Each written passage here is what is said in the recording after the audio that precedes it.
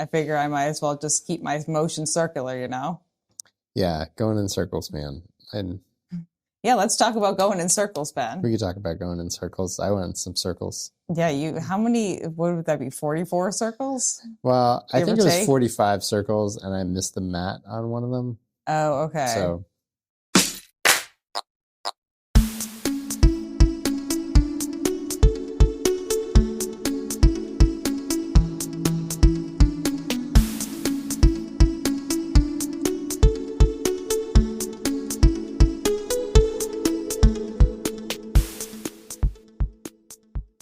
Well, let's do an introduction, Ben, before we go too far in. Welcome to Runnah, the show. Are you opening the show? Yeah.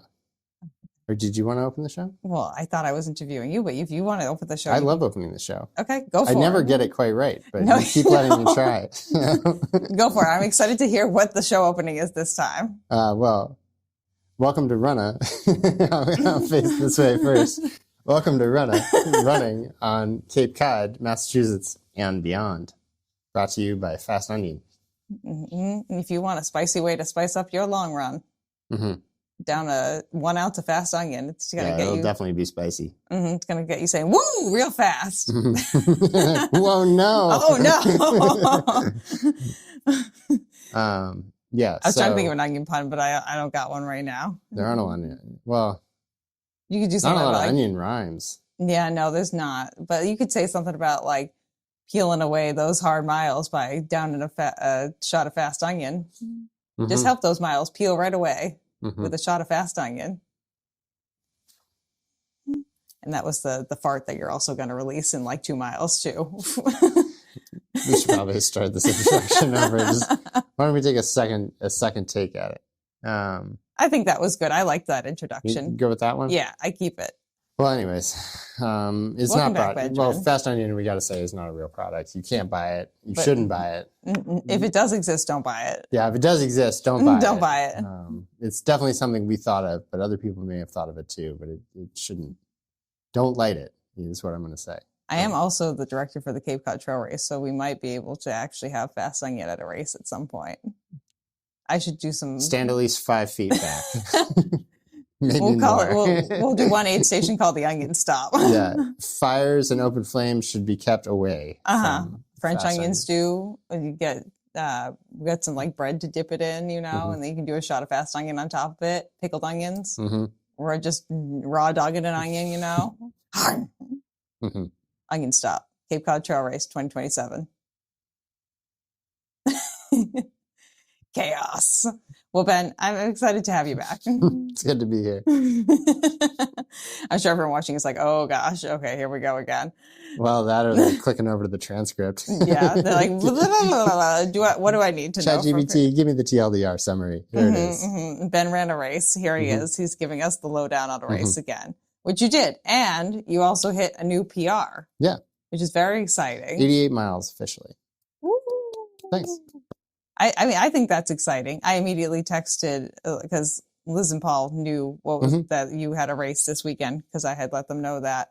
And they were like, how did Ben do? I was like, I told them you hit 100 miles and they don't have to know otherwise. Well, so in their head, I think they're about to find out. Yeah, Uncle Paul's going to know now.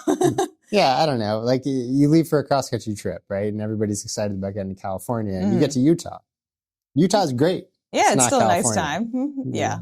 Yeah. Well, I mean, like we were just talking about too, this was more like a stepping stone in your progression to hopefully finishing the Jigger Johnson 100, which is what, technically like 106, 110. Yeah, it's a little bit more. Yeah. I think at the time it matters. You can't count anyway, so don't worry about it. Try and find me after I run 100 miles. You think I'm doing math? Absolutely fucking not. Yeah. No, me neither. No. But I think this will be interesting to talk about, like this stepping stone, and also a race that is it's technically one of like the mountain races in New Hampshire. Like it's put on by White Mountain Endurance, but it's not. Same crew. It's not really. It's their most tame race, I would say. It has to be. Yeah, I can't imagine that there's anything else that they have because I feel like all the other races are like legitimate mountain races. Yeah, I think like within that question, you could ask whether stepping stones even work. Like, can you take rational measured steps up to something like 100 miles? And maybe you can. Maybe we'll find out. Yeah, I mean, this is technically a working experiment in a lot of ways.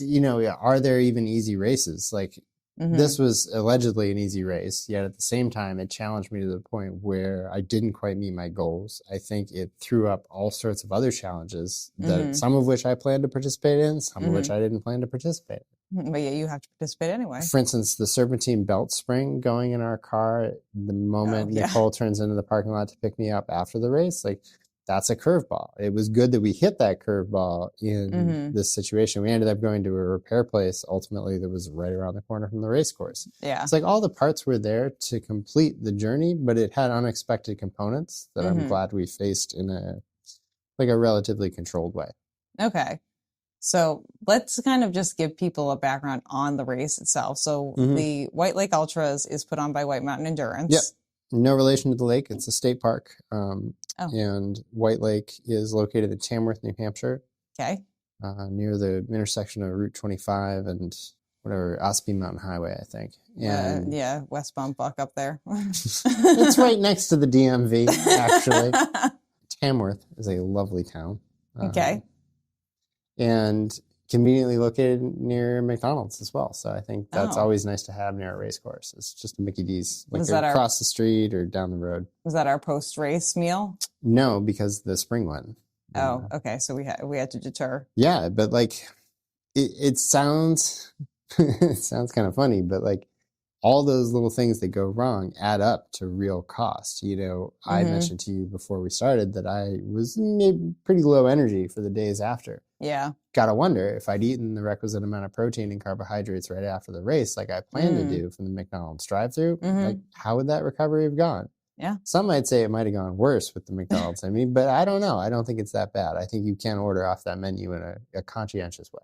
So that was definitely that was a curveball. I think, being so close to your stuff is a curveball even. Being close to the things that you have can really mess with you. Oh yeah, it's tempting to overthink things. I feel like should I change shoes? Do I need to grab more fluids? Do I need to grab more fuel? Because you're passing it so often, right? You could really. And some of those things reinforce each other. If you do, one problem I now know I have is when I get a little bored, I sip too much from my drink. So just to stimulate my mind, I'll take too many drinks from my water bottle. Yeah. And all of a sudden I got to pee. But if you're passing the porta potty every single lap, it's well, I kind of have to go now. So let me just go off the course.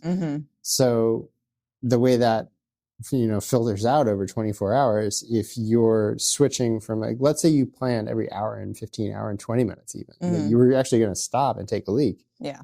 And you do that every 45 minutes.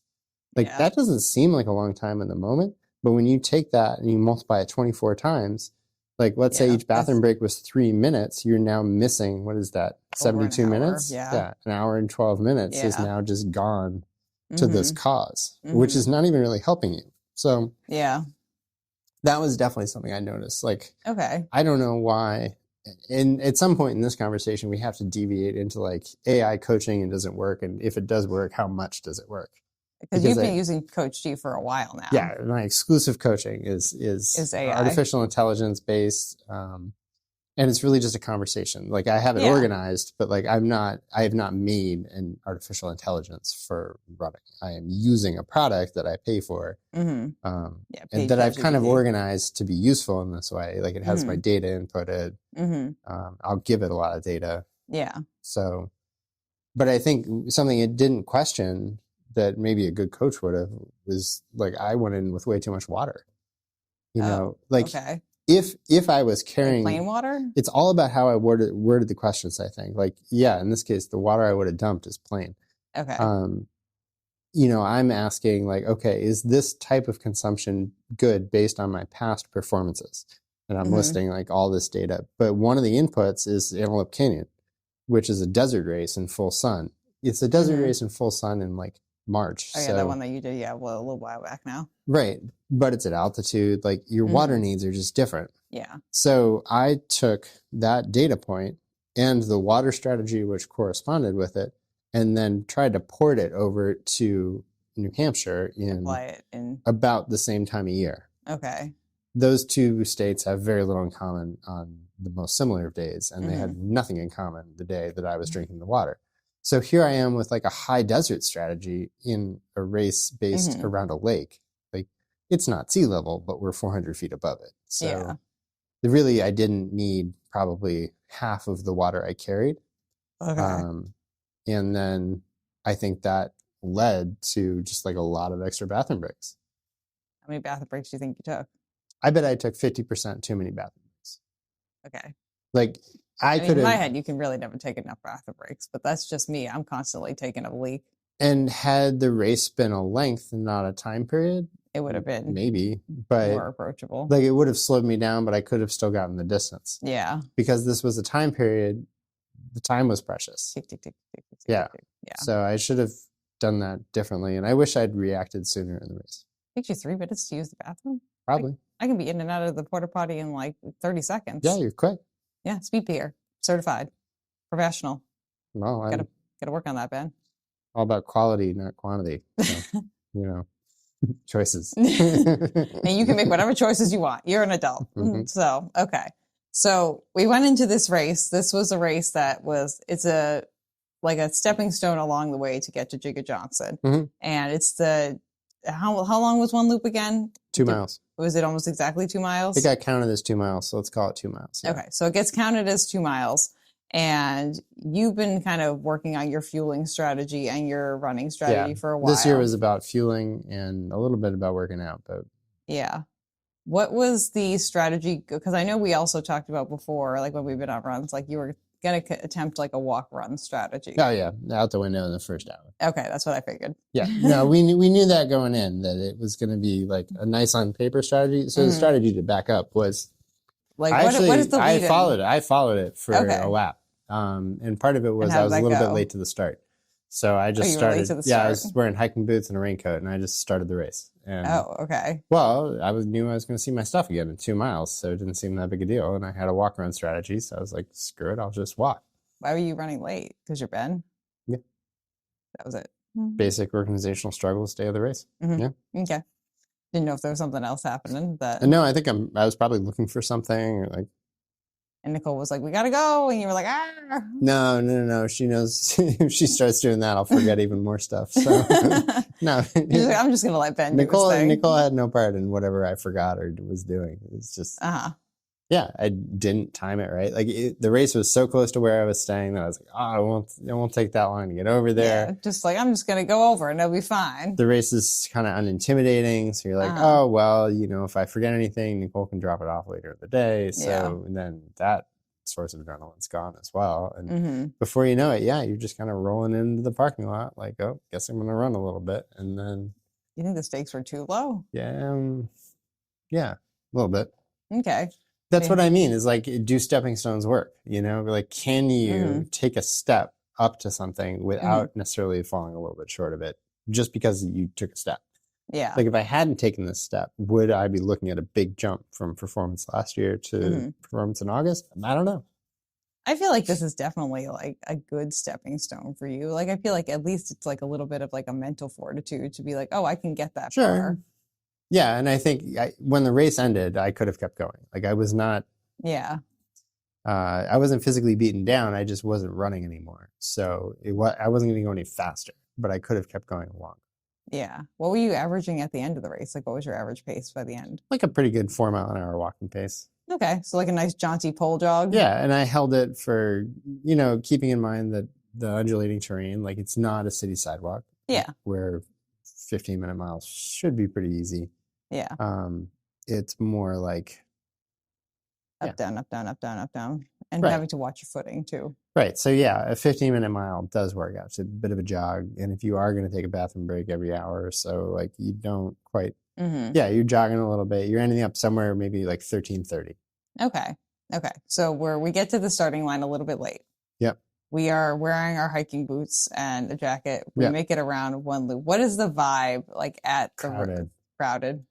Yeah, I think it. How many people? Do you know how many people run this race? Yeah, there must have been, like, if everybody showed up, there must have been 160. Okay. So you got 160 people starting on a single track trail. Like, that's what I mean, is even if I'd gone fast, and people did, like the 6-hour guys were flying. Well, yeah, even if I'd gone fast, 6 hours. I was going to be hitting the back of that group in less than a lap. Yeah.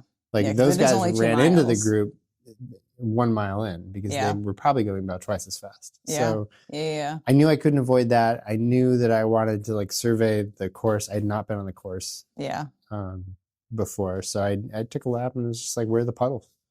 I had Gore-Tex rain boots on so I could step wherever, and it just, I don't know.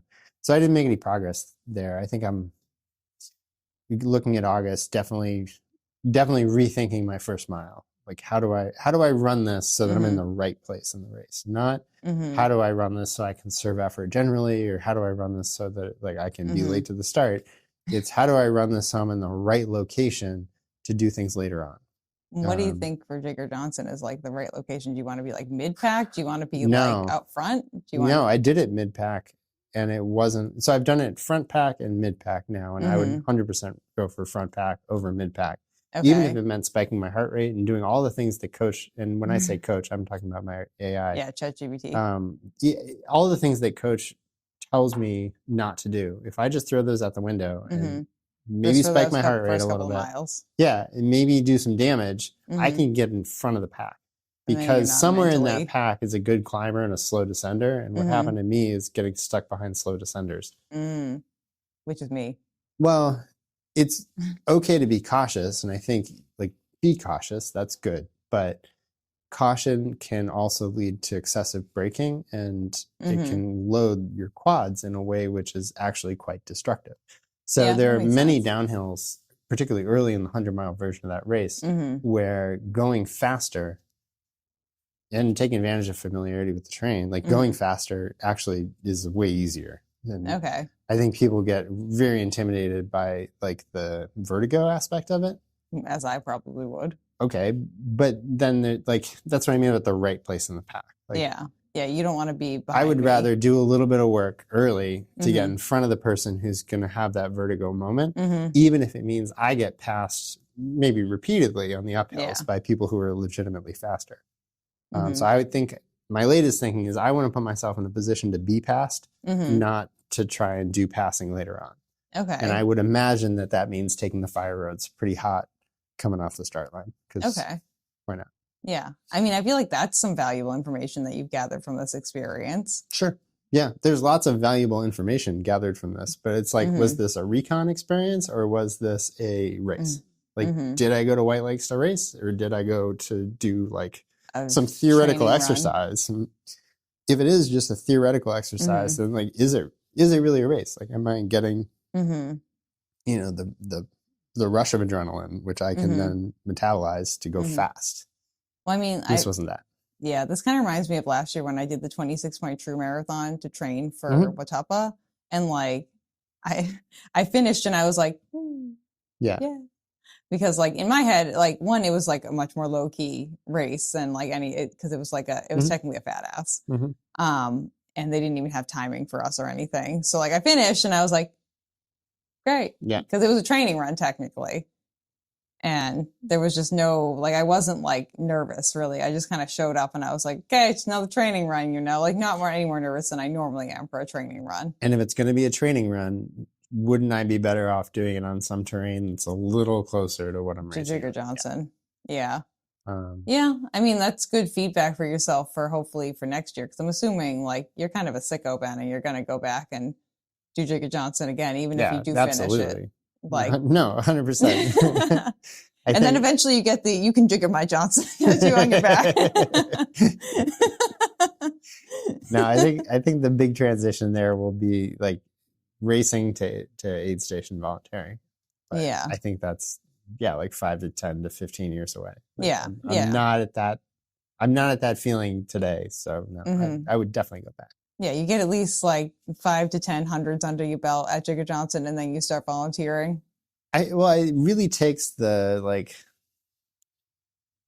so I think, okay, there's maybe like a good positive energy that comes from racing sometimes, but there can also be like a negative energy that comes from, this is my one shot at this. Like, I'm not going to get this chance again. I know I'll get that chance every year. Like, I will sign up for that thing on New Year's every day when it opens, and I can be at the race as many times as I want. And that just really takes a lot of pressure off the performance of the moment, because I know I'm coming back anyway. So yeah, well, I think that's a good pressure, because I feel like for you, Jigger Johnson, the 100-miler, is still like very intimidating, if I'm correct. Yeah, it will be intimidating on day 2, when we put it that way. Yeah, and it's definitely going to be like, I feel like you will have that like race day adrenaline, even though you know that you can come back like next year, obviously. But it is good. Well, it's kind of what I'm trying to separate is like, there's race day adrenaline, and then there's race day cortisol. And I don't want the race day cortisol, because I don't think it's a performance enhancer. But I think race day adrenaline is a performance enhancer. And I think that White Lakes, no cortisol. No cortisol at all. No adrenaline either. Yeah. I would have to have been looking for different things. Like, I think there is an ideal candidate for that race. And I think it's somebody who really thrives on social connection to other people. Somebody who passed me repeatedly sang, like, as they were passing. Like, this seems like a good race for me. Yeah, it was very much on your level. And she would go, she was going like just a little bit faster. I didn't see her that many times, but when she came by, she'd be singing. And like, that was her alert that, like, you know, move over, I'm coming through. Yeah. It was like a very good natured move over, I'm coming through. Yeah, you can just hear her coming from behind. Yeah. Was she singing Broadway songs? No, just kind of warbling. Just kind of. Like exactly. Like, kind of just. She's kind of humming to herself a little bit almost. Or just like nonsense. Scatting? Is that the jazz term? Yeah. Scooby-doo-bop-bop-bop-bop. Yeah. That's jazzier than she was, but like, that's very much on the. Okay. So just kind of like, she's listening to music and she's like, yeah. Like, kind of like that. Okay. And I think that race was probably really, not that she couldn't do other things, but like, that was a good race for her. Yeah. She was like enjoying the social connection, enjoying the fact that like she had people probably cheering for her almost every 2 miles. Yeah. A lot of people spoke about like, this is their season opener. So it's where they shake off the cobwebs and see how they're doing. People went into it with like low goals, low expectations, just there to be friendly. Costumes. There's like some Ninja Turtle ballerinas going around. Nice. I saw a lot of costumes at London. And there was a party happening also. Like, the entire time that we were racing, I wasn't really involved in it because I was in the race, but there was a party going on, and there were people having quite a good time in many tents and like trading campfire stories late into the night. Hey, why not? You know, while people ran by and their friend occasionally crashed the campfire. So I think for that group, like, perfect. It was the perfect race for those people. But I feel like for you prefer to have like the long distance, like solo endeavors where like maybe you interact with like one person. No, but I really like to get into my head about it. Like, you do like to get in your head about it, Ben. Well, I think it's an interesting place to be when you're fatigued. You know, who you are in your head at that point is very revealing. And I think you get a chance to like kind of negotiate with yourself a little more honestly than you would on like a shorter run, or like like when you're not that drained. Walking down the street. Yeah. Who is Ben when he is like drained to shit? Yeah, what kind of things does he decide to do? And how could he change his mind? Especially at this, so this is your longest distance ever. What did we learn about ourselves like as we reach those like higher and higher distances? Because I remember last year when I ran with Tuppa, you were like asking me how I was feeling at the end, and I was like in no man's land because I hadn't run that far yet. Yeah. And I was like, I'm just present, you know, like I'm just here. And like, I don't really feel like my affect changed that much. I was just kind of like still chatting and still like going, you know, but like, obviously I didn't push myself to like 88 miles. Like that's a whole different ball game, you know. I don't know if I really pushed myself to 88 miles.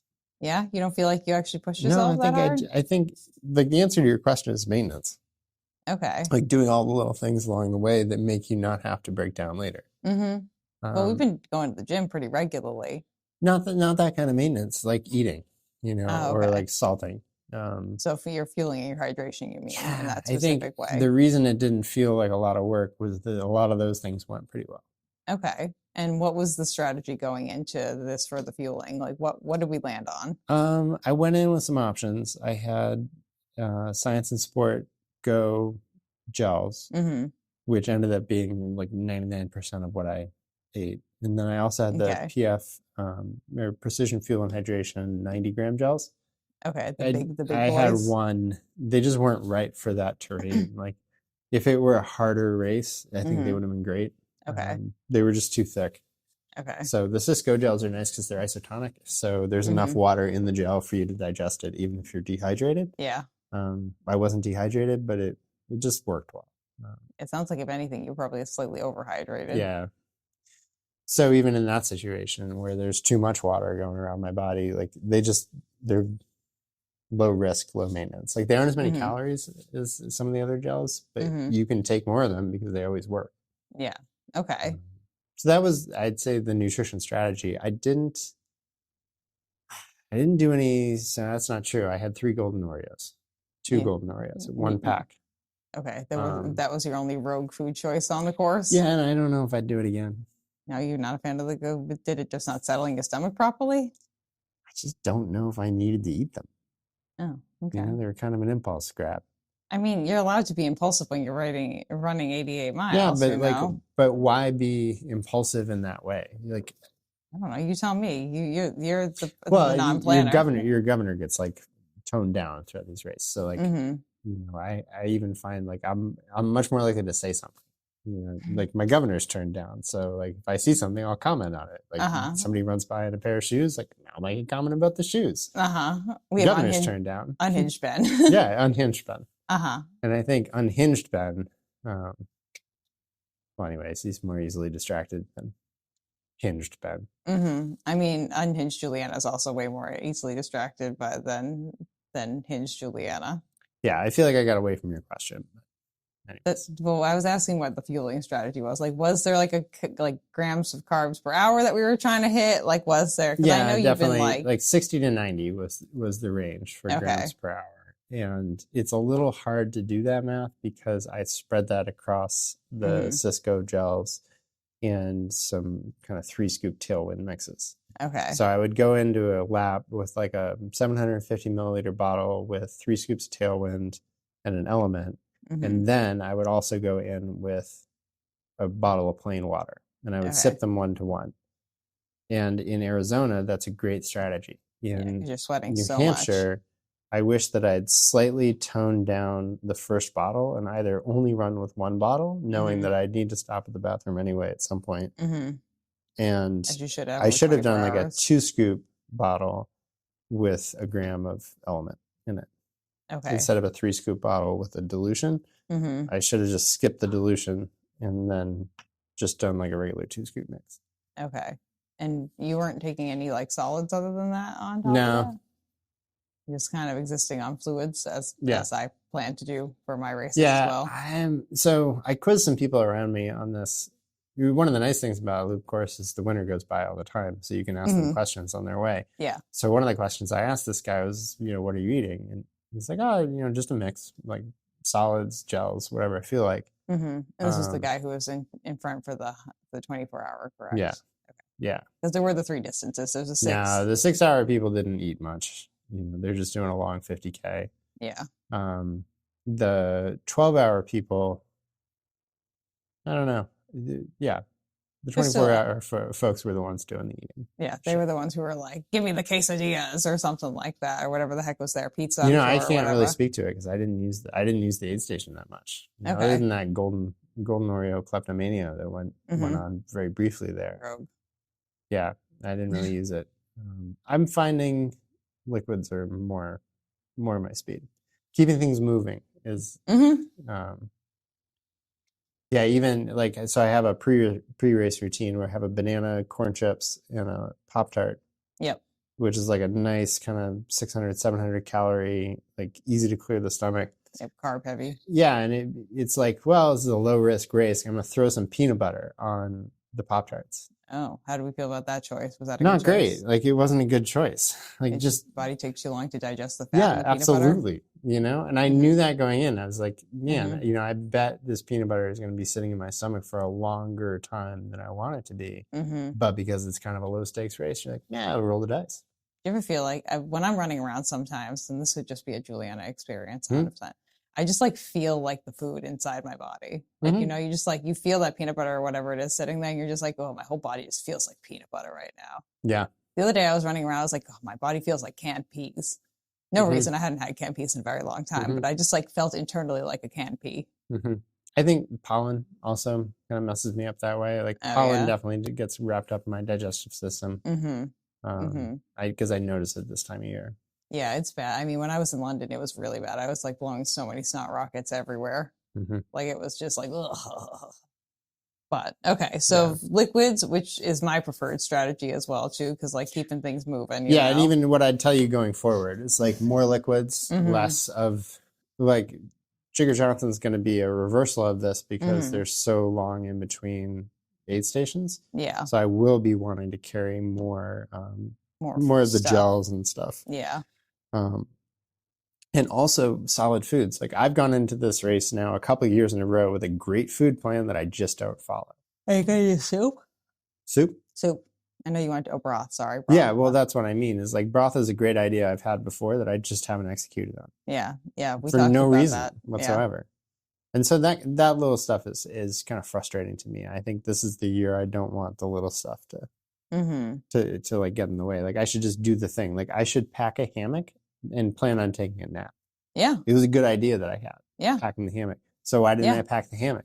You know? I don't know. Because push came to shove and I was like, no, you're not going to need to take that nap.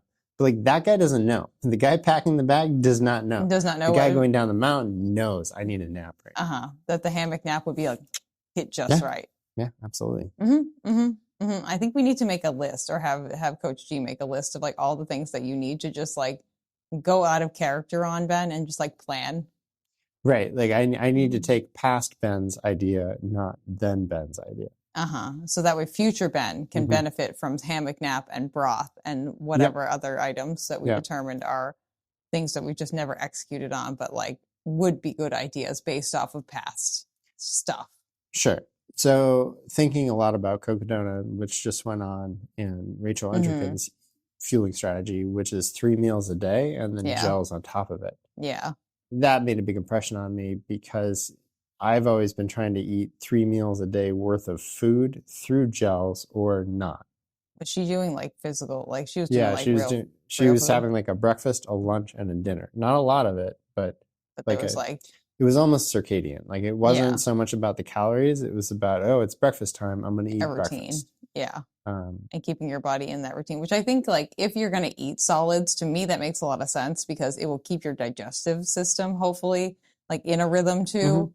Because I mean, I know for me, like it's more of a problem because of like the GI stuff, you know, so I kind of have to keep it fluid so that way I don't get colon blockages when I'm doing longer things like that. But like if you have like a workable GI tract and you want to keep things flowing, because when you're running, technically the blood flow is diverted from your GI tract to the muscles that need it. But if you can kind of stimulate that by getting some solids during your GI tract and handle it, then you can kind of like process things and then hopefully just poop on a regular basis. Yeah, I think, that's kind of the strategy going forward is a mix of things, but not a random mix of things. Like I don't want to be querying my opinion every time there's an option to figure out what I want. You just want it to be there. Yeah, it doesn't matter what it is so much as it matters it's the right thing at the right time. Yeah. Okay. And how are we going to determine that though? Well, I know my day. Like, what I eat already on a pretty regular schedule, right? So, breakfast, lunch, dinner. Breakfast, if I can hit some combination of like banana, corn chips, Pop-Tart. Smoothie. I don't want to make a smoothie in the middle of backwoods, New Hampshire. You don't want to bring your blender with you? No. Imagine how fun that would be if you brought that old blender with you. You could put that in your backpack. I think we'd bring the backup blender. People are like, what the fuck is that? And you're like, oh, it's our blender from 1970. Yeah, excuse me. Do you guys have a 2-prong outlet I can use? Ben and Nicole's blender is a fixture and a character in their house. It's been around for a long time. It's almost as important as the the WD-40 Memorial Sink. Yep. Yep. But okay, so we plan ahead. So we have like whatever it is, the breakfast in the morning. Yep. And then lunch, I think, is like a peanut butter and jelly. I don't think it's a ton of food. And then I think there's like a dinner time broth option. Okay. And then you're just kind of fueling with gels in between and Yeah. fluids in between that then. Yeah. Okay. Do we think like using the bathroom is going to be a problem? Was that a problem at White Lakes? Because I'm always thinking about that. I'm like, oh, do I got to take a shit? Like, is that going to be a problem? That's No, for me. Because I think if the eating progresses on a pretty regular schedule, like that will too. I don't know. I'm not too worried about it. Do you have to take any poop breaks during White Lakes? Or just like your GI tract just kind of held it in the whole time? Yeah, I've heard some rumors that people are taking Imodium for races. I think that might be a good idea. Did you do that? No, I didn't. Oh, okay. I know plenty of people who do that. Yeah, I think it's an interesting thought, like because you don't really need to poop during a race, unless you're Juliana. Well, okay, there's some situations in which you might need to, but in general, there is a race possibility in which one does not need to poop. And I think, like, just given the low prevalence of outhouses or equivalent structures in rural New Hampshire, that might be the way to go. Yeah, I mean, I feel like for you that might be a good strategy, especially like, I mean, obviously you might want to test it out just at least once before you head out into the White Mountains and end up with some kind of intestinal thing happening. But yeah, I feel like for most people that would be a good idea. And I know plenty of people who run like street marathons too, who use that. So that way they don't have to take a bathroom break. Unfortunately for me, if I do that, I end up in the ER with a colon blockage and we say, no go. Yeah. Not a good idea. No, and that's like part of the problem with giving people advice on running is, I'm really only speaking about this as an athlete. Like, I'm happy to tell you what I did, but I am not suggesting that you do it. There's a very fine line around everything I say that is like, this is not a suggestion for you. This is a thing I'm doing that I'm telling you a lot about. And you should just listen and enjoy the story. If you form your own ideas based on what I'm telling you about what I did, I will stand by and cheer, but I'm not telling you to do it. Well, I mean, I was kind of having this conversation about shoes with someone who texted me the other day. They were like, Juliana, I need you to tell me what shoes to wear because I'm going to start running 5Ks again. I was like, 1, that's so great. I'm so glad that you're going to run some 5Ks. 2, go to a running shoe store. Because they were like, my friend told me I should, guess what shoe brand? Focus? Yeah. And I was like, don't do that until you know that that's the shoe for you. And like, I feel like that's kind of the advice across the board of like, you got to figure out what works for you. And like, what works for you might not work for me, might not work for everyone else. And like, I mean, I have that caveat too. When people are like, Juliana, what do you do for like your races or your shoes? I mean, I wear weird shoe with Strike Instinct too. But like, my life is not applicable to like most people's lives. And if you take what I'm doing and you implement it, it's probably not going to go well. Sure. I mean, even like a much narrower example of that is salt. Yeah. I need lots of salt. What we're finding is that there's a number you have to hit like a bullseye. And you can hit around that bullseye, but there's a bullseye for you and it doesn't become different just because things change. Like, you have your own bullseye, and I can't tell you what my salt numbers are and have them work for you. You have a completely different composition. Yeah. You're a different mass person with, So it just doesn't work that way. But different I can point you towards some things to experiment with. Yeah. And I think that's like, it's good that you're learning those things about yourself, though. And I mean, you and I are constantly like internally looking at ourselves, like self-assessing, gauging things, constantly like being like maybe overanalyzing. Okay, but here's where coach is really great, because if I had an actual human coach, like I would wear that person down to a nub because I would want to overanalyze every single data point from 3 different directions. Yes, and correct. With coach, I can write 3 different coaches to analyze it from their own directions and then have a conversation about it. I mean, I think that's useful. I mean, I definitely like... If you're not worried about overanalyzing things and you're committed to the process of overanalyzing things, I think it's great. I think if you didn't want to overanalyze things and you wanted a conscientious person to tell you which direction to go, like get a human coach. Yeah. I mean, I want to find a strength coach for someone with EDS, but that's a whole different ballgame. That's a whole different thing. But like, yeah, I'm also the person to like, especially when I had my foot break, like I was constantly being like, what can I do about this? What's going on? Just like being like an absolute nuisance. Yeah. But like, I didn't care because... Yeah, you can pester an AI in a way that you cannot pester a human relationship. It will still talk to you. Yeah. You keep paying your $20 or whatever. Whereas if I text you, Ben, do you know what's going on with this? Blah, blah, blah, blah, blah, blah. Right. Blah, I'm going blah, to age that text message. I actually call it text message aging. And what I do is when text messages first come in, I let them just detox marinate for a little while. Yeah. I let them sort of give off whatever they're giving off. And then I usually just wait and see, it's like, come back just like that the video I sent you of the dog riding the donkey. Did you enjoy that? Dog on the donkey. I think this is a great example of you don't remember it of a text message that has maybe aged into it's turning into cheese now at this point. Yeah, it's curdled. Yeah, curdled milk. Yeah, I mean, I know about this about you though too, that you just kind of like I'm just like, yeah, that's Ben, Well, look, I mean, there have been times in my life where I've been very tied to my phone. And I've noticed in those moments, I tend not to be very present in my surroundings. Like I'm not really here. I'm doing whatever it is I was doing on my phone. I've had moments where I've like checked it obsessively where it rings and I'm like, who's buzzing my phone? But is it my hot new girlfriend, Nicole? I've noticed. We're married now. I think people know that by now. Maybe 50% of the times that I feel the buzz on my leg, it's not really ringing. My phone's just my leg is just phantom buzzing from the reflex of the phone being and that freaked me out.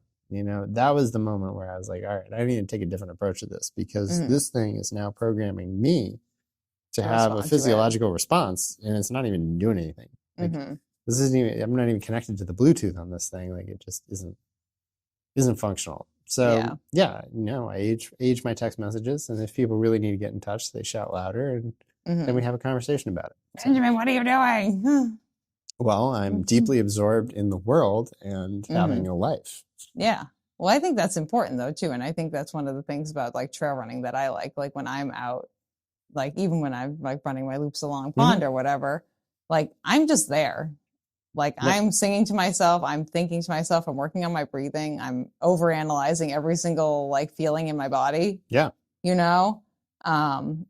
I'm well, thanking the trees. You can imagine a world where like that's all people did. Yeah. If we didn't have some of this technology, I guess they would only be doing it about 12 hours a day because they'd be dark for the other half. But give or take. Well, it is interesting to me to think too, and I know we've had this conversation before, like how much we learn about ourselves by going out and like running and things like that. Because like even like take like last week, for instance, like I learned a lot of things about myself, even in just like the last week about like my posture and my breathing and all these things in relation to my body and my EDS and things like that. But if I wasn't running, I wouldn't know any of those things. I wonder about that a lot. What is like how strong are the boards of this world that just haven't been pushed on yet? Yeah. Like what kind of like untapped potential is there out there that like for people? I mean, like even I was talking to the girl who was going to start running 5Ks again. She was just like telling me that she's just like in a rut, whatever. And like, I know she's someone who like, I'm hoping she sticks with her 5Ks and I hope that she has a nice time.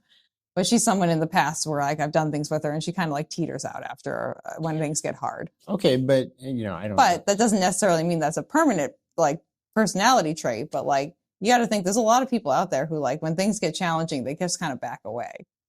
Okay, but I would push back on that a little bit. Like the mission with I'm just going to do a lot of 5Ks reads to me like a lot of busy work.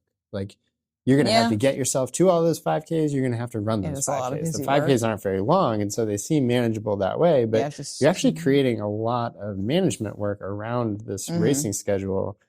And I wonder if that's not what's backing this individual off.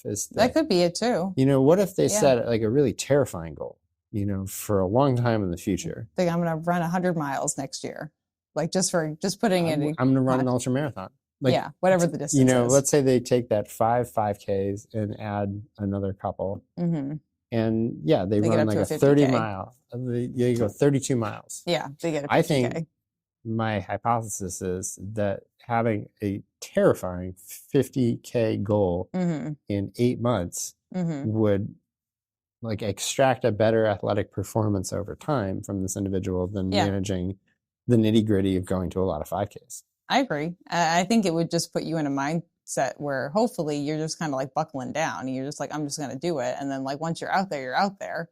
Yeah, and it would have a lot of the same benefits. Not to second guess this person's decision to do a Mm-hmm. lot of 5Ks, but like you start talking about a 50K, like people sit up and take notice. They'll try and talk you out of it. Yes. They'll be worried Uncle about Paul. you. They'll be concerned for your safety. Uncle Paul again. But that can be a great conversation starter, you know? Yeah.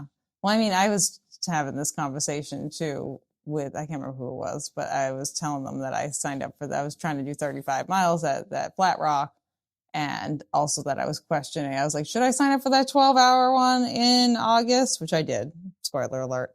Mhm. But like, I kind of, something that you said a while ago, and I kind of like have like a second, like similar sentiment in my head. My sentiment is like, if it doesn't scare you, you don't have a goal that scares you, what are you doing? And also you said something along the lines of like, if you're not living on the edge and you're just wondering what could have been instead of like what you actually did, something along those lines, like, Yeah. is that a life worth living, you know? Okay. All right. Well, I feel like we're jumping off the metaphysical deep end into is life worth living over 5Ks? And I'm not sure those two things are related.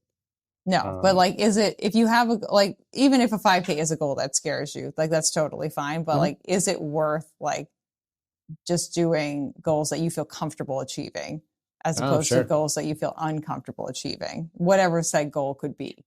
Look, there's nothing like the rush of achieving a goal that you didn't think you could achieve. Mm-hmm. Like something you sincerely doubted was going to happen. Mm-hmm. That is the best feeling. Collecting something that you signed up for and executed on successfully, it's like blase. It doesn't give me the same rush. Mm-hmm. Yeah, it's a little bit like, how does it stir my emotions? And my emotions get stirred by jumping into deep ends and then figuring out how to swim out of them. Yeah. Yeah. No, I totally agree with that. I agree with that. But okay, back to White Lakes, Ben, because we've taken a metaphysical deep dive into the psychology of running, which is totally fine. So what do we learn from this experience? So we learned about our feeling. We learned about like where we want to place ourselves.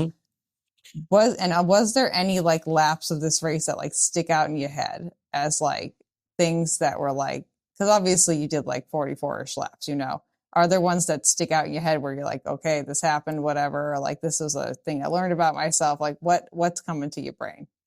I have learned that I have a massive residual asymmetry in my hips. We knew that already, though. We knew it already, but I think my answer to your lap question is that like the lap where that really became apparent. Because it's a flattish course, you hit the same terrain over and over and over again, you notice wear patterns. Like if you're climbing a mountain and descending a mountain, like you don't really notice the wear patterns. Yeah.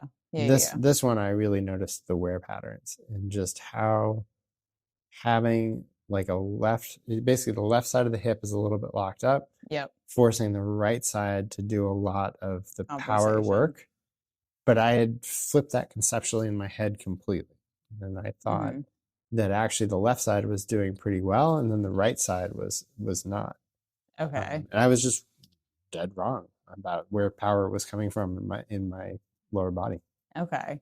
And I think that lap really stands out. It's really the shift from running to walking. Like when that took place. Do you remember what lap number that was? Yeah, I want to say it was like around or like what time of day? I think it's around mile 50.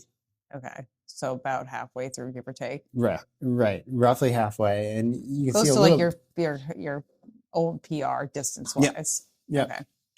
Yeah. Right about then I start slowly, like I start walking. Okay. I'm still moving. Like I'm moving at the next lower level. Yeah, you were moving at like the A speed, and now we've moved to the B speed now. Even I would say I was moving at the B speed, and I moved down to the C speed. Okay. And that transition is what stands out to me. Yeah, okay, that's where you like really started to feel like you were a little bit like wonky and like one-sided or like to one side a little bit. Yeah, I felt like I stopped getting power out of my left foot. Oh, okay. Not like full power. And then that asymmetry just wore for like the next like 14 hours. Yeah. and that's a long time to wear that out for you now. But it was just a slow drain. You know, Okay. it was if you look at my splits, they start off pretty constant and then they start to just like yeah. It's a very long, it's a very long, very slow taper, but it never gets faster. Do you feel like the poles were helpful in like negating the asymmetry? Yes and no. I think I would use them more and differently now. Okay, in what ways? According to coach, and I believe it, your hips move more with the poles. So if I'm pulling, I'm potentially fatiguing my hips more by moving them more. Okay. I think another correlation of this is that my upper body is quite rigid and tense. And I think this is like the true breakthrough for me this race is I did not realize my upper body was rigid and tense. But looking at the photos, and we got great photography from this race because the photographer was always around. Yeah. So he's got tons. See, I probably got like 10 pictures of myself running from this race. Was it Chris? I don't remember. He usually takes all the pictures. I've met him. It was a different individual than in past races. Okay, because I think Chris did I met him at Stonecat, and he did the pictures for Jigger Johnson last year. And then I think it was someone different. I don't think this is who did that, but I could be very wrong. So I'm not going to fact check it. Well, you could fact check it by going to the ultra running page and clicking the website, and then going to their Vipa page and going to the photos. That was one too many steps. Yeah, I'm realizing my browser is getting rerouted. Anyways, off track. Yeah. So you learned something very important, and yeah, I'm holding my arms out like this while I'm running, and I don't notice it because to me that actually feels very natural. I think it's a stance I developed in agriculture, trying to keep cows and big rubber hoses away from my face. So I got very used to blocking like this. Well, and then I start carrying water bottles, and so all of a sudden I'm like maneuvering the water bottles in space. And what I should have been doing is like tucking everything back down and around. Yeah. And the cue I'm using now is to lower the elbows and like get the elbows back. Oh, okay. I think it's interesting that what day would that be? That would be like a couple of days before I really. It's very interesting to me. Like we're kind of like obviously, not kind of. We're in very different bodies, Ben. We know this already. But you have a very like dominant left-sided weakness, and I have a very dominant like left-sided weakness too. And it's funny because like one of the things that I discovered when I was traveling while you were doing like after you were done with White Lakes, within that time, like 3 day time span, is how much I am like tensing my shoulders and like not using them. Like I'm doing more like this with the shoulder blades. Yeah, you wind up in an S curve. Yeah. And I need to. And also my neck starts doing this. So but you know where it's hitting us is in the forward lean because we aren't leaning forward. Even though we're hunching forward, we're leaning back behind our center of gravity. Yeah. And as soon as you get your elbows back, your chest goes forward, and you're ahead of that line. Yeah, that's what I found too. I have to like work on my arm swing more. So without relaxing shoulders, White Lake Ultra is the diagnostic tool. Like I wouldn't have gotten those 10 photos. I would not have fed those into coach and said, what do you notice? And that was the first thing. That's where AI coaching, I think, really shines, is that it sees stuff that, like, I don't know, maybe a really good coach would have called that out. Yeah, right would have away picked it up too. But they would have had to watch me run from a couple different angles. Like, I don't know, we could set it up around a track maybe. But. Yeah. Well, I just think it's interesting too that we're kind of like on this. We need to do the same strength work more or less, Ben. Yeah, I think that's the only takeaway I have from White Lake Ultra in general is strength work works, and I need to do a lot more of it. Yeah. I mean, I can definitely abide by that. I mean, like I told you that last week, I did an 18-mile trail run around Long Pond, and I didn't check my training plan that I wrote for myself. I thought I was supposed to do 18 miles. And so I was like, we're just going to do 18. And like, I kind of had like a negotiation in my head because like, I didn't take my Humira. My knees were kind of like crankety-crickety. And I was like, whatever. But then I got to the trailhead again. And I was like, you know what? I can do it. And I gave myself permission to turn around if I wanted to and like walk it in if I had to. But like, because I've been doing so much strength training, I was fine. I was like, even being able to negate like the joint issues, like because I've been doing so much PT and strength work and stuff, like it definitely shows. And I felt fine when I finished too. The same thing before I left, and I did 15 miles around there too. And it's like, it's not the White Mountains, but it's not like the easiest road to do either. Yeah. Shout out your local Planet Fitness. Yeah. Ben and I have been hitting the gym. We got to get back to the gym too. Yep. So maybe Sunday. Maybe Sunday. We hit the gym. Yep. Yeah. Okay. Great. Ben's like, now that Juliana and I are both back, Juliana's going to start roping me into things. Yep. That's how it happens. They're going to make you leave the house, Ben. No, it's good. It's got to happen. Otherwise, it's like baby stuff. Just assemble this baby thing, like clean that baby thing, wash these baby things, and then wait. Yep. Just wait for the baby to arrive. Yep. Just sit there and wait. Yep. Just hurry up and wait. That's how it feels. So, no, it's good to get out of the house.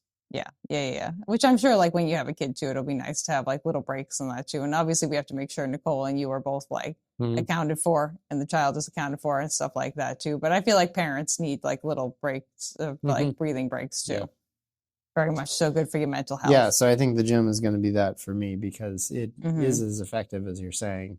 And yeah, I don't even feel like we've done it at a very high level. But no, just we haven't. Going repeatedly has it's changed the things that are available. Yeah, I mean, I hit the gym more than you have. I've been going like 3 days a week, and I've been doing at least an hour of PT a day, sometimes on top of the gym, too. Like the other day, Daniel and I went to the gym, and I did an hour and a half of PT at home. So, and I'm still going to physical therapy at the gym, too. I had that earlier today at the PT gym. So, but I've been doing a lot of strength work, but my body is a lot more like finicky than yours, as I would say. Yeah, I've got a pretty normal body other than other than the accidents. It's a pretty normal body. Yeah, mine is not a normal body. We've confirmed this in many times. Though I did get someone, I sent that Reddit post to you that I posted. Like, oh no, I sent you the thing that ChatGPT told me, like how many runners are out there with EDS and AS. And it said there's probably 6 of us who are female ultramarathon runners with EDS and AS on the whole planet. I said, probably. Yeah. I posted on Reddit to see if I could find anyone. One person responded saying that there are people who were responding who were like, well, that's great. Or they had other chronic illnesses, know. Because the ultramarathon Reddit thread is actually quite nice. Everyone on there is very kind for the most part, which is weird for a Reddit thread. But one person said that they have a lady that they run with who has just EDS, who they were going to run a Chicago ultramarathon with in the next couple of days or whatever. That's the closest I got to finding someone with AS and EDS who runs ultramarathons. You're definitely in a subcategory of a subcategory. Yeah, I'm very like watered down, not diluted, concentrated down. I think that's what is great about my experience is that it's so relatable. Like anyone with an injury is having some version of my story every day, whether they realize it or not. But I think like this is all just damage and compensatory motion. You're the everyman's man of the ultramarathon. Yeah. Ben is the. This could happen to anybody. Yeah, it could happen to anyone. It does happen to almost everyone. But I think it's the big goal and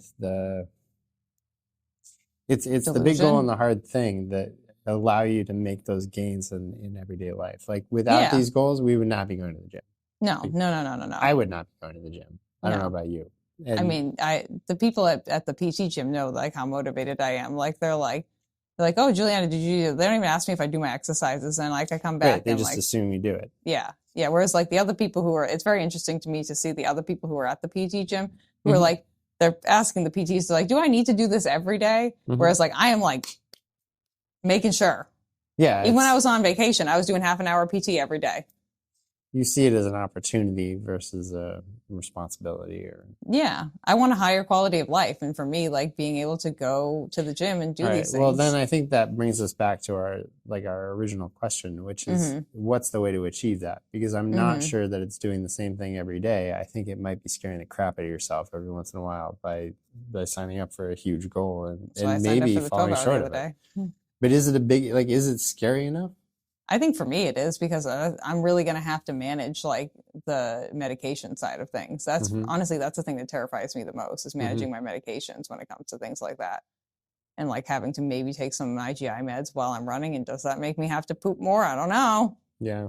And like muscle relaxer side of things. But like what's make me sleepy. What's the downside, right? Like, okay, so you have to poop more. You have to spend more time still in a place. Yeah. With like a controlled procedure.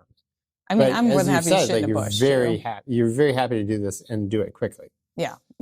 So that's what I mean. It's like, is it scary enough? Like, I mean, I think so. I think it definitely is, like, for me right now where I am.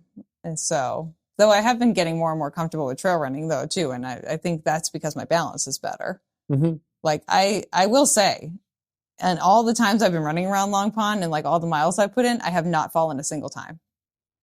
Well, I mean, that And I'm brings moving me, faster than I have in the past too. I don't make any assumptions about that because I watched almost one of the worst falls I've ever seen At White White Lakes. Lakes. And it was a pretty flat part of the course. It was a slope down with a slight roll off into the lake. And then there was a stump.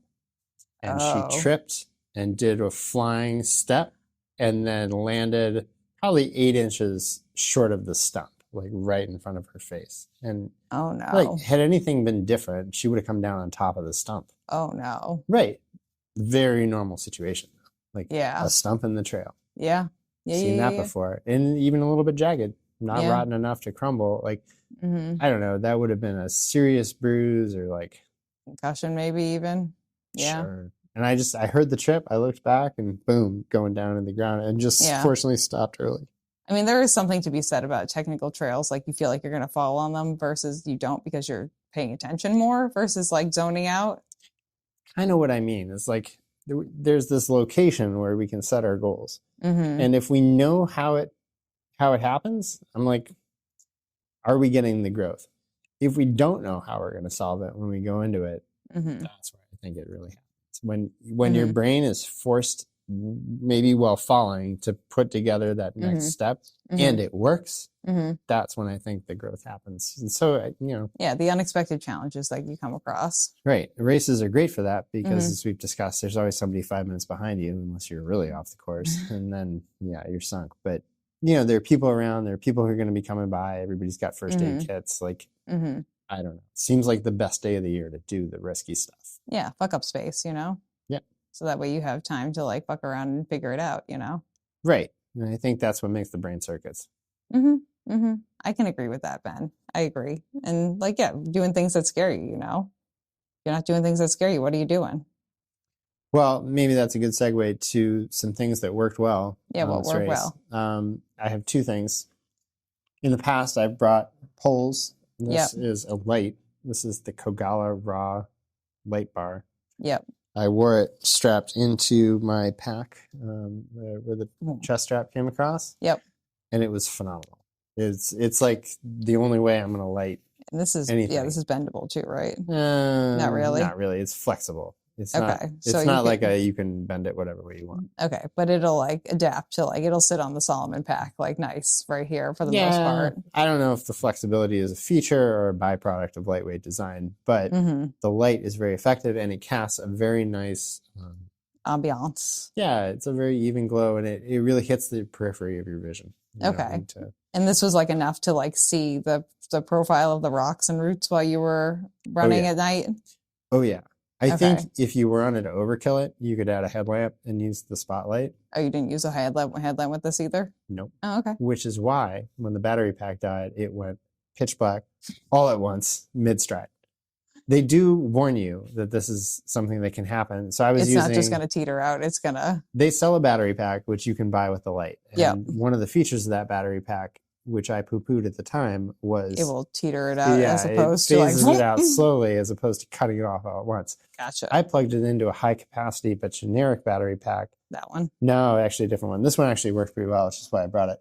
The other one's just older. And then I cranked the brightness up on the light, so it drained pretty quickly. I think that at medium brightness, like at this, it could probably last for 2 days, maybe. Okay. I've tested it, but I've never quite made it run out. Low, medium. Oh, no, it's just the medium and low. Yeah, the one button control is difficult to adjust. I'll be honest. It takes some practice to... Oh, yeah, there we go. You can get it like SOS. SOS. I think SOS is a very specific sequence of lights. I think that's just a flashing light. So. Okay. This battery pack I brought as well because it is the one that I ended up using. I think it's got some nice features like rounded edges. Yeah, and it's also it tells you how much is left in there too, which is kind of nice. Yeah, but it's not like I'm going to check it.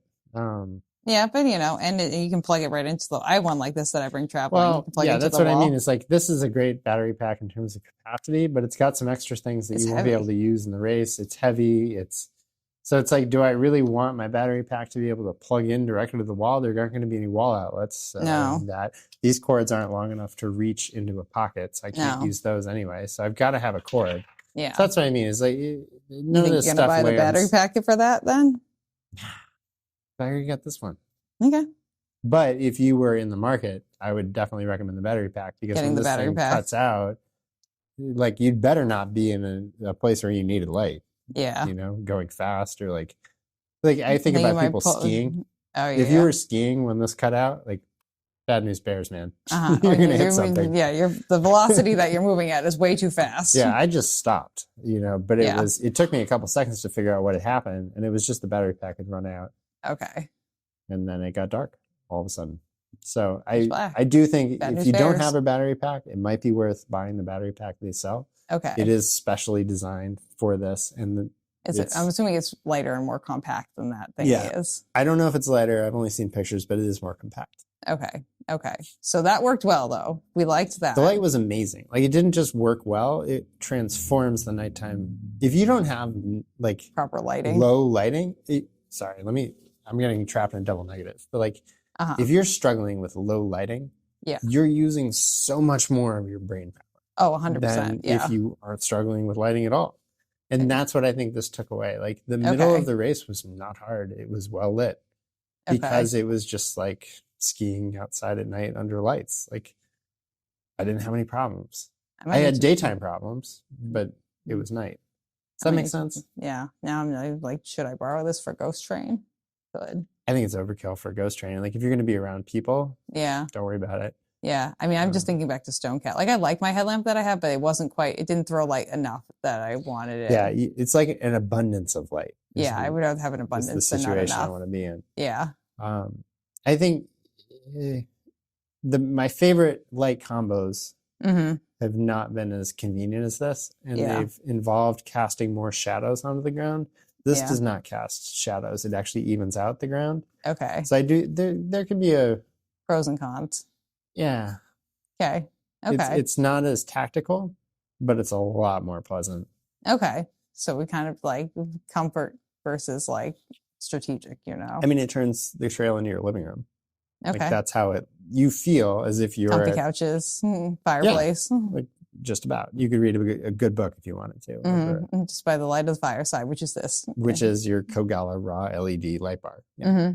What's the price on that bad boy? I can't remember. It's pretty pricey, isn't it? $110. Oh, that's not terrible. Well, that's it. It's like I was looking at really nice headlamps, which are going to run about $250. Yeah. You have to wear them on your head. Yeah. Which is annoying. And the nice thing about this, even though I have to like wrap it into my pack and position it a little bit, is that I can use it as display lighting if I do farmers markets or. Which you did, I believe. Didn't we use it as display lighting? No, I didn't have it yet. Oh no, you had that other lamp. I had task lamps, but this is going to be my new display lighting.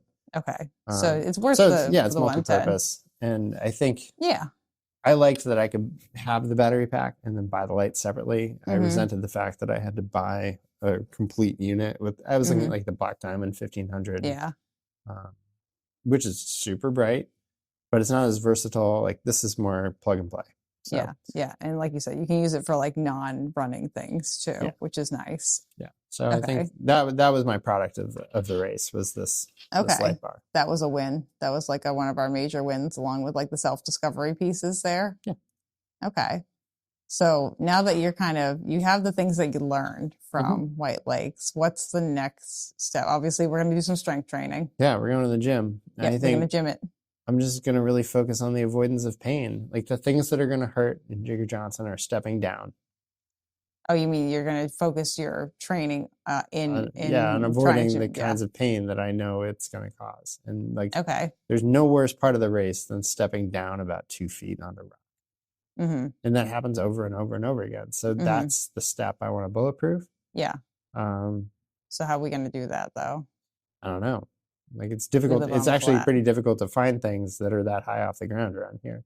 Yeah. Some of pretty the flat. rocks around the bogs are good, but like, what are you going to do? Just stand there and walk up and down it? Like, Up, down, up, down, up, down on Finn road. won't stand for that. So No. no, I don't know. It might mean constructing some situation with benches in the gym. Okay. We might have to build a box. Like, I don't know the answer. I know that's the moment when I'm going to get really hammered. Stepping down.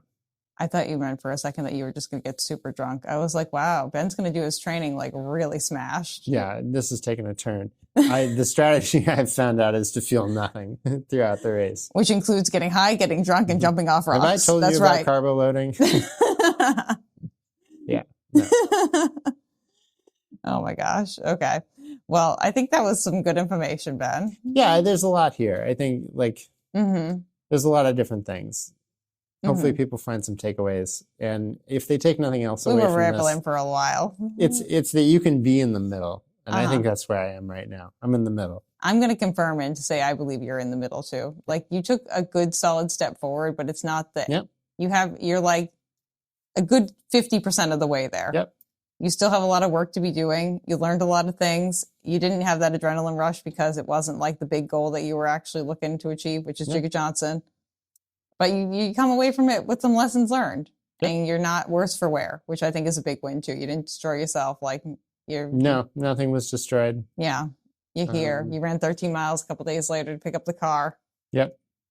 You're like, okay, everything is good for the most part, and I learned things, and here I am. Yeah. I think what we need to end this on, Ben, is we have to do what shoes did you choose to use? And I say shoes with a plural because I know that there was a whole lineup of shoes. I only spent about 15, 20 miles in any one pair of shoes in this race. It's like I had the option to, so I changed them. I also didn't want to buy any new shoes. And all my shoes are a little bit more worn than maybe like one race. Yeah, no one pair of shoes had the whole race in it, so I rotated. I was going to say, I feel like you haven't gotten new shoes for a hot minute. It's been a little while, but I did have several pairs, so it's okay. Yeah. What did you? What was the progression? I started in a pair of hiking boots. Yeah.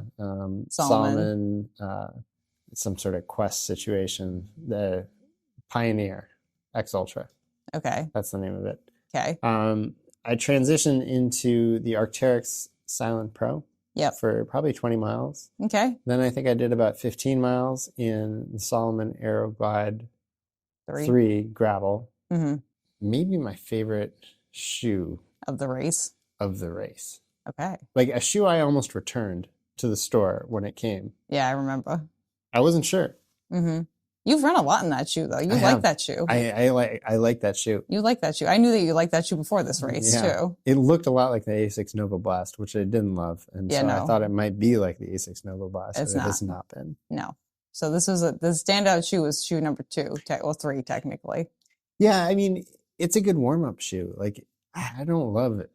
I don't love the shoe, but it works for me. Okay. Okay. You're allowed to. It's very difficult to describe. Like you're allowed to love quite shoes, Ben. Fit well enough for it to be my favorite. Okay. But it feels so good underfoot that I really like it. So it's like an A-. Yeah. There's some small details that it just doesn't. You had a few spelling mistakes, like maybe it's a few grammatical errors, but other than that, everything was good. You know what I did? I ordered an 11 and a 10.5 of a different shoe. Yeah. And then I ordered a 10.5 of this shoe and no 11. And I never tried the 11. You think the 11 would have been like the chef's kiss, maybe? It's hard to say. Shoes unworn, Ben. The mysteries of shoes unworn. Like if you don't put it on your foot, you just won't know. So. I agree. As the connoisseur of many shoes, like I have many, many shoes, and I've been running in a lot of new shoes recently. Mountain Coast R1, nice shoe. Mountain Coast was probably half the field. H1s? Probably a third. I'd say like 1/3 H1s, 1/3 T1s, 1/3 C1s. Well, I just talked to Jenny Houlihan, who was at that race too. She was the one running with her kids. Oh yeah. There were a couple people, but I think I know who you mean. She has 3 kids, and they're like 13. Like I said, there were a couple. But regardless, she ran in the C1 and she really enjoyed it. So they did the 6-hour one as a family. Yep. So yeah, that seemed pretty popular. I mean, we just saw Cocodona too, and Cocodona had a lot of Mountain Coast presence. Yeah, and I get the argument. I like the construction. Like the T1 in particular is a great looking shoe. It looks like a shoe that I might choose to use. I got it not in the market for the width. in the toe box. Yeah, it's got a wider toe box. I don't need it. I can tell you what I'm going to do with that second little shoelace thing dingy is I'm going to tighten it all the way. Yes, you will. Then I'm going to leave it there. Mm-hmm. So it's like in that situation, would I be better off with like a Nike or a Salomon? And that's where I've ended up. So anyways. I was going to run my T1s this morning, but I haven't taken them out yet. I just didn't want to drive out to the bog. I was like, ugh. The T1 I think is probably going to be perfect. It's going to be a nice time. And your race. Yeah. Yeah. I think, well, I'm gonna be running in the Ultra Mont Blanc Speed. Yeah. This is I have never loved a trail shoe more than I have loved the Ultra Mont Blanc Speed. Like, this is my favorite trail shoe of all time. It feels like it was made for me. That's awesome. I'm just like, this is my shoe. Like, I put it on, I was like, fuck yeah. I feel a little bit about that way about Salomon Genesis, but I didn't use that in this race. Mm-hmm. So from Salomon Aeroglide, we transitioned into, I want to say I went the Zagama first. Not the Wild Horse. Not the Wild Horse. And then I transitioned into the Wild Horse. After. So possibly. I may have that reversed. It was in the night. It was all the horses and the Zagama was passing in the night. You know what? My actual favorite shoe out of that whole rotation is the Wild Horse. But after 18, 20 miles, that forefoot gets really spongy. Oh yeah, because they're more cushy options. Yeah, the cushion works super well, but then it takes a dive. It did dip off, yeah. Yeah. So there I felt like the Zagama holds up better, but it isn't the shoe that I want it to be. Mm-hmm. I'm liking the ACG Zagama because it looks like they cross some elements of the two shoes together. So. Yeah, and it got some pretty good reviews so far. Like, people seem to like that one. I think it's a strong contender for the JJ100. I think the Salomon S-Lab Genesis might be. Is that the one that's got like the funky bottom on it too? That's kind of fun looking. No, that you're thinking about the S-Lab Ultra Glide. Oh, that's what I'm thinking of. Yeah. I don't know if a wider footprint is what I want in the race. Probably not. You probably want to have a really good rocker and a very narrow, controlled shoe around. Yeah, because there's all these moments where you're like stepping down past some jagged nonsense, and you want to have if you just catch like the edge of something on that, you're either going to rip the edge of it off or fall. So. Well, see, I really like. Well, for me personally, about the Mont Blanc Speed, it's the shape of my foot. Mm-hmm. I understand it's not the shape of everyone's foot, but for me, it like sits directly. It doesn't flare out. It just sits directly below where my foot sits in the shoe, which is nice because then I just put my foot down. And even though it's like your foot is where you thought it was. So yeah. That is the best. Yeah. And it's got a really good outsole on it. Ooh, Vibra, man. Love and that then the thing. fifth shoe, I think that was correct. The fifth shoe was the Brooks Glycerin GTS. Oh yeah, you said that. So you went. Yeah, that was just 2 laps for that one. Yeah, and that shoe's probably dead. I was gonna say, I feel like that was the farewell song of that shoe. That you've had that shoe for a very long time so now. Long, farewell. It's been Evita saying adieu to you. Correct. So you've lived a nice life. You've finished my race with me, Brooks Glycerin 22. Thank you so much for your service. I think I'm learning that the shoes that feel fastest are actually the ones that slow your cadence the most. You know, you feel like you're blasting from one step to the next. Mm-hmm. That's actually a slowdown in the cadence from what it could be, which is fast turnover. Okay. I didn't compute that until recently, that I could feel like I'm going much faster, but I'm actually doing a lot less efficiently. Okay. So like going into Jigger Johnson, what shoes do we think we're going to bring with us? You think you're going to maybe buy the new Zagama or Wild Horse? I think it's either the new Zagama or the S-Lab Genesis. Okay. So the shoes that we use for this race are kind of like, some of them are probably going to be retired before you reach that point, I would imagine. Yeah, the Arc'teryx is ready to go. Yeah. The Salomon is a daily runner, so it's just not going to be doing that much mileage. And then the Zagama, I think, could, but it's not locked down enough to make the undercarriage too much. Yeah, it's like you're in a very luscious bed and you're held down by very tightly fitted sheets. But there's all this space in the edges where you can kind of slide up to the edge and rock around. Yeah. What I like about the Genesis is it's right on the sides of your foot and a little bit under your foot, and your foot just goes exactly where it should, and it can't go anywhere else. Yeah, you don't have to worry about like spatial awareness of like the sides of the shoe. Right. So, while I liked probably the Zagama price and construction better. It might be the S-Lab Genesis in the end. Okay. You think you're just going to wear one pair of shoes for Jigger Yeah, Johnson? I do. I think that's one where like It's the changing is not advantageous. no. Yeah. It's not better. Yeah. Because then you just end up spending the next 10 miles walking away from whatever pair of shoes you just left, like second guessing, questioning it. Yeah. I would be the it. same way. I'd be like, did I make that shoe change on a positive note? Was that No. a bad idea? Your feet are going to be wet. Change your socks. Oh yeah, that's a whole that just brings a whole new life into your soul when you can change your socks. Yep. You do like I'm even going with a lot of socks to that race. you do a sock change, or like sometimes you do like an underwear change, man. Oh baby, that's like you feel like a whole new human. Brush your teeth even. Yeah, we'll see if we have the time. But Yeah, you're on the way. You could. You could. So that's what shoes I choose to use, and what shoes I'm choosing to using. Using to choosing. How many ways can we say those two words together? Not that many, but we'll say them any way that we can. I choose using shoes. I am choosing to using shoes. I choose choosing shoes. Choose. Blues clues. Well, yeah, that's that. I guess that's the end, Ben. Mm-hmm. Any last sentiments you want to leave people with? No, I hope people sign up for races. Like, I hope that people jump at big goals. I don't think people should feel limited by things they think they can accomplish. Like, if you're not failing a lot, I don't know, maybe do a little bit, fail some more scarier stuff. Yeah. So, fail some more. No, it felt very good. I think the thing I always tell people about failure is, like, if you take notes and you learn something from it, like, it's really just a step on the road to success. It's not. Well, I know you and I talk about too, like you'd rather run a race that you'd rather fail, like lose a race or DNF a race and know why you DNF as opposed to winning and not knowing why you won. I want to know. That's so. So I'll keep finding out, but go sign up for a race. And if there's no wait list, think a little bit about why there isn't a wait list before you sign up for it, but sign up for it anyway. Yeah, go for it. Have big goals, If it doesn't scare you, what are you doing? Yep. And I guess we'll see you back here after Jigger Johnson. At a minimum. Oh yeah, and we'll probably have you back to interview me after Flat Rock. I was going to call it Flat Lake. Flat Lake. Flat Lake. Combination of the two. For Flat Rock, and come back and figure out. We'll figure out what happened. Did it go well? Did Juliana bottom out? I don't know. We're gonna have to figure out. My training right now is telling me I can do 35 miles in 6 hours, but we'll see. Yeah. Definitely.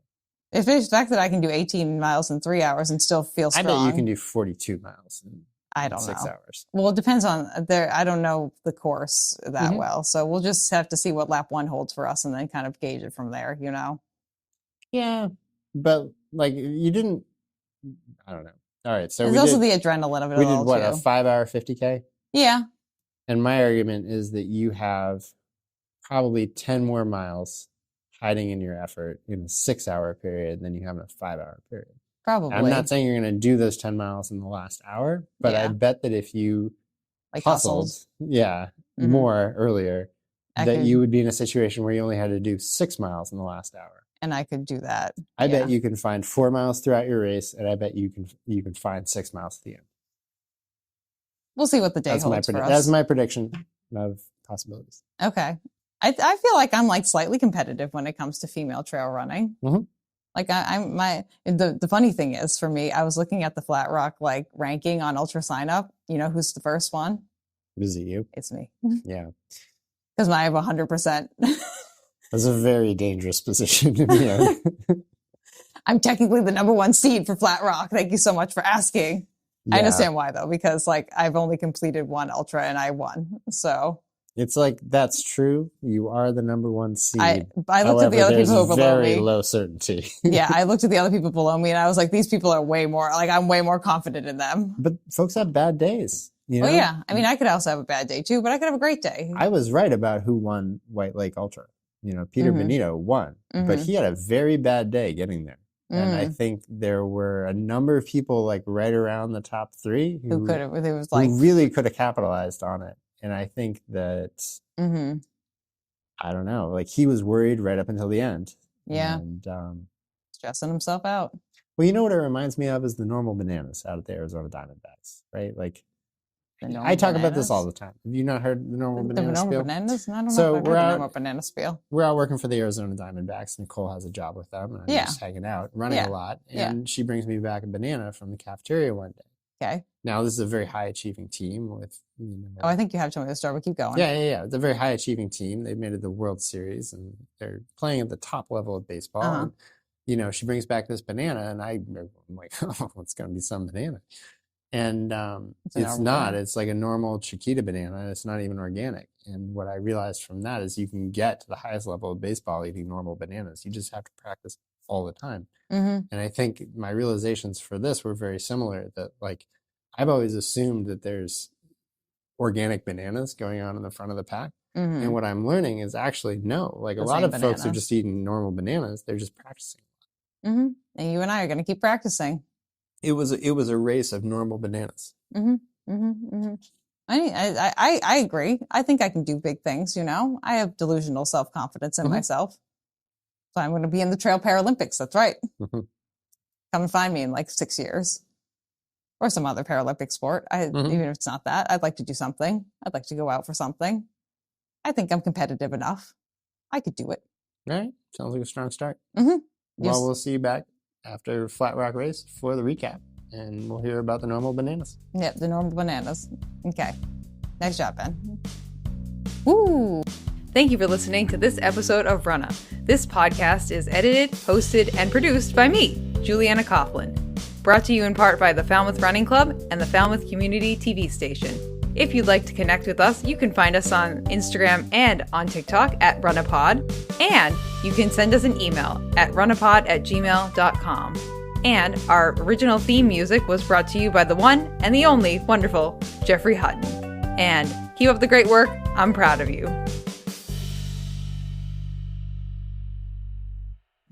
I just noticed that every time I do a lap, I have a propensity to exit the loop. You just have to hold on longer, Ben. The ghosts, they haunt you. It doesn't sound good to me. It doesn't. The logically based human. It's like I feel like an energy from the place. Okay. The energy's not good. The energy is not good in that place, you think? No. I don't know what happened there, but it's not good energy for me. Okay. I don't have a bad energy around Long Pond, which is weird because I'm the more like energy-based human. You're more like the... Yeah. Well, when you're running with me tomorrow, then the ghost will not haunt us. We'll see. Or you can just come in and run one lap with me. That's fine too. We'll see. I may just do that. That's totally fine. You have my location now. You'll be able to figure out where I am on the lap. I've just been doing like the closed circuit lap. I'm not going off onto any of like the other weird little things. No side tangents? No. Well, that's probably for the best. Yeah. Well, because for Flat Rock, we're just going in a circle. So it's 2 miles up in smoke, but yeah, 44 laps. Okay. 2 miles each. That's a lot of laps. It's a lot of laps. I mean, it's not as many. It doesn't seem like that many laps because it wasn't as many laps as I wanted to do. So it feels small, even though it's not 30 miles bigger than my previous PR. Like it feels, I don't know, like unceremonious. Yeah, but also not that big. Like the goal was 100. Okay. 88 is like a B plus. I don't know. It feels like getting a B plus. Like could have done more work. Yeah. To do more work. Yeah. B plus. Passing the class. You passed the class. You still hit a PR. Things that comes a B plus. Yeah. You still hit a PR. Well, I guess because your long-term goal is to finish the Jigger Johnson 100.